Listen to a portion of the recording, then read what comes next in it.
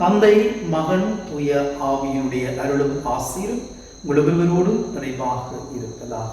நாங்கள் இன்று தபக்காலத்தின் 2வது வாரத்தின் புதன்கிழமைக்குள் காலடி பதிக்கின்றோம். இன்றைய நாளிலே ஆண்டவராகிய கிறிஸ்து தன்னுடைய பணியிலே கிடைத்துக் கொண்ட எங்களை பணியாளர்களாக மாறும்படி அழைப்பு விடுக்கின்றார். இந்த நாளிலே ஆண்டவராகிய கிறிஸ்து எனக்கும் உங்களுக்கும் சொல்லுகின்ற வார்த்தைகள்: உங்களுள் முதன்மையானவராக இருக்க விரும்புகிறவர் உங்களுக்கு பணியாளராக இருக்கட்டும். நாங்கள் எப்பொழுதுமே முதன்மையான இடத்தைத்தான் விரும்புகின்றோம். எந்த பொறுப்புகளில் இருந்தாலும், எந்த அதிகாரத்தில் இருந்தாலும், கடமைகளில் இருந்தாலும் நாங்கள் எங்களுக்குரிய அந்தஸ்திற்தான் பிடிமானமாக இருக்கிறோம்.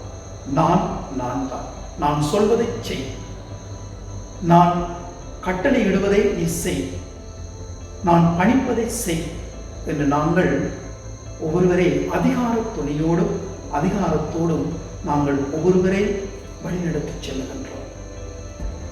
ஆகவேதான் இந்த நிலையிலே நாங்கள் சிந்திக்க வேண்டும். நான் ஒரு முதன்மையான இடத்தில் இருக்கின்றேன் என்று சொல்லி சொன்னார், முதன்மையான பதவியில் இருக்கின்றேன் என்று சொல்லி சொன்னார், பணி பொறுப்பில் இருக்கின்றேன் என்று சொல்லி சொன்னார், நான் முதலில் பணியாளராக மாற வேண்டும். நான் முதலில் பணியாளராக என்னை நான் உருமாற்றிக் கொள்ள வேண்டும்.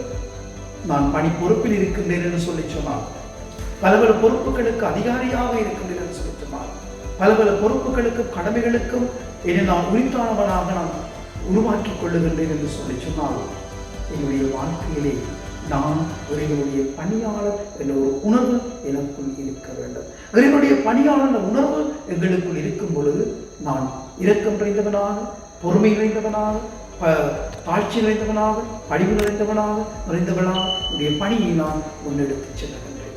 நாங்கள் எல்லோருமே கிறிஸ்துவனுடைய பணியை செய்பவர்கள்.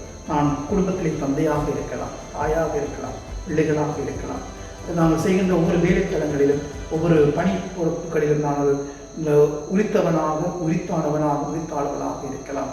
எல்லாவற்றுக்கும் மேலாக நான் இறைவனுடைய பணியாளன் என்ற ஒரு நிலையை என்னுடைய வாழ்க்கையை நான் வாழ முன்வரப்பட்டேன். இந்த தப காலத்திலே நாங்கள் ஒவ்வொருவரும் இறைவனால் அழைக்கப்பட்ட பணியாளர் என்ற நிலைகளோடு நாங்கள் மாற வேண்டிய நாளுக்குள் நாங்கள் படிப்போம். அந்த பணி மூலமாக அவருடைய பணியில் செல் எல்லாம் இறைவன், தந்தை, மகன், ஆகிய அனைவரையும் அதை ஆசீர்வதிப்பார்.